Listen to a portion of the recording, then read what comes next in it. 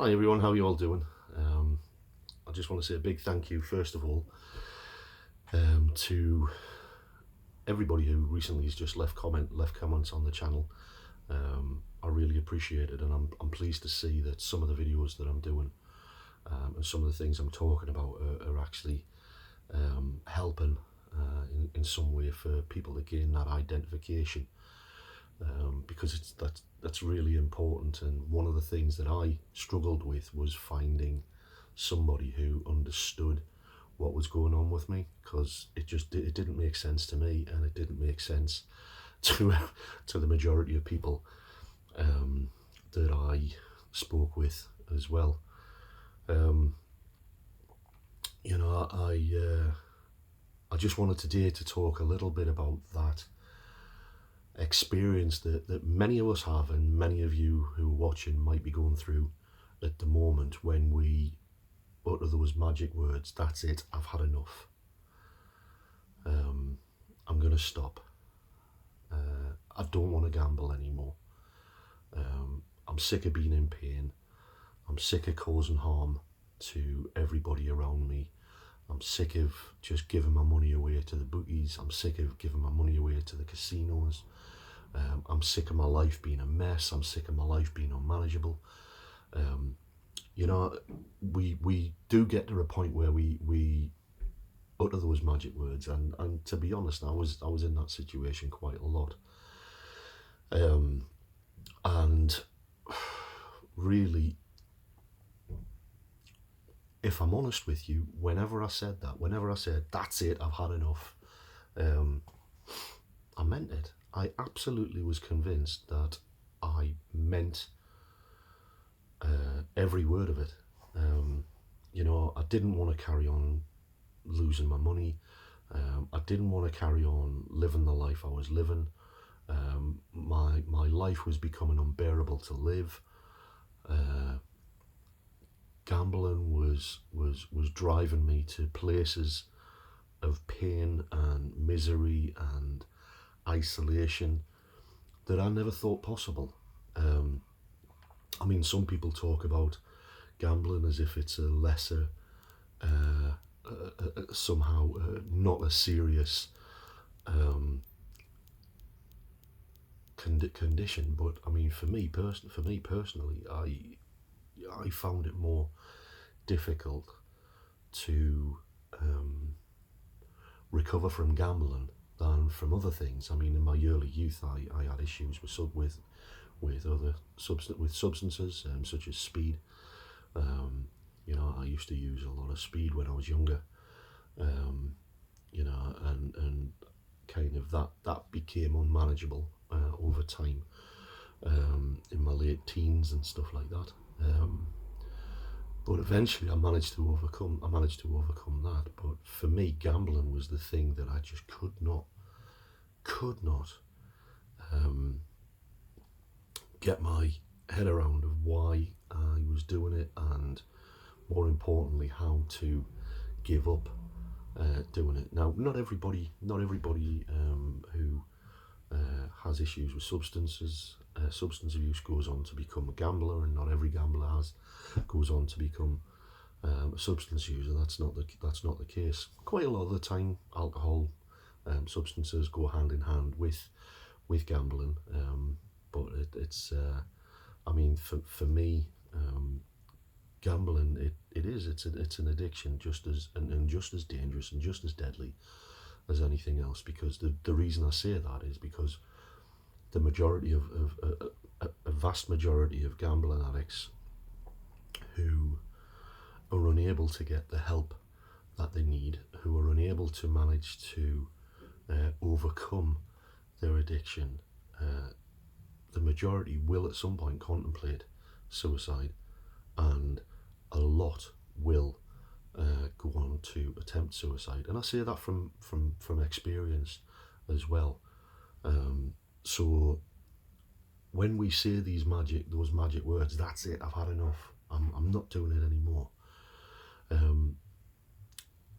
you know, when a gambling addict says, "I'm never going to do it again," the likelihood is they mean it. because they don't want to be damaging their relationships. They don't want to be damaging their partners. They don't want to be losing houses and jobs and marriages and family breakdowns. They don't want to lose their children. They're not. A gambling addict isn't having fun. A gambling addict isn't having fun. It's not fun being a gambling addict. It's bloody miserable. It's horrendous. It's awful. It's the most baffling experience that I've ever encountered. We're just completely unable to figure out what the hell to do to overcome that. But the reason why I talk about those magic words, I want to stop gambling, is if you want to stop gambling, great. But if we don't put any action in, if we don't do something rather quickly, whether that be to get help, putting barriers in place, working the 12 steps, whatever you want to do, if you just do nothing and say, right, that's it, that's enough, I guarantee you're going to go back to gambling. I guarantee it, and I'm not saying that arrogantly. I'm saying that from experience, and that'll be the experience of many of you who are watching this video, because the thing is, I'm sure 90% of you who are watching this video have issues with gambling, or think you have issues with gambling, or know you're full-blown gambling addicts to start with. So sitting around just having a wish to not gamble, it's like when you've got a leak in a pipe. Wishing for the pipe to stop leaking isn't going to stop the pipe. You've got to put some action in to fix the pipe so that the water doesn't come out. And it's the same with gambling addiction. There's action that needs to be put in order to give you a fighting chance. Because if you don't do nothing, if nothing changes, like I said in a previous video, if nothing changes, nothing will change. You'll continue and continue and continue, and sadly, many continue until they pay for it with their lives, And that's not being over dramatic. That's not being over dramatic. That's not being over dramatic at all. If you're watching this video, you're worth more than that. You're worth more than gambling, and you deserve, and your family, and your partners and children, and they all deserve happiness. You deserve to be happy as well. But the question you need to ask yourself, if you want to stop gambling, what am I going to do in order to ensure that I stop gambling? That's the question, because like I say, if you don't do anything but just sit on that desire, there will come a time when your mind will just twist and you'll be back gambling again. I guarantee it. I guarantee it. There is things out there. There is support groups out there. But it's like, what lengths are you willing to go to in order to guarantee that you find the freedom from gambling? Ask yourself that. What am I prepared to do? Am I prepared to go to any lengths in order to find freedom from gambling addiction? And if you aren't, then I don't hold much hope of you getting well.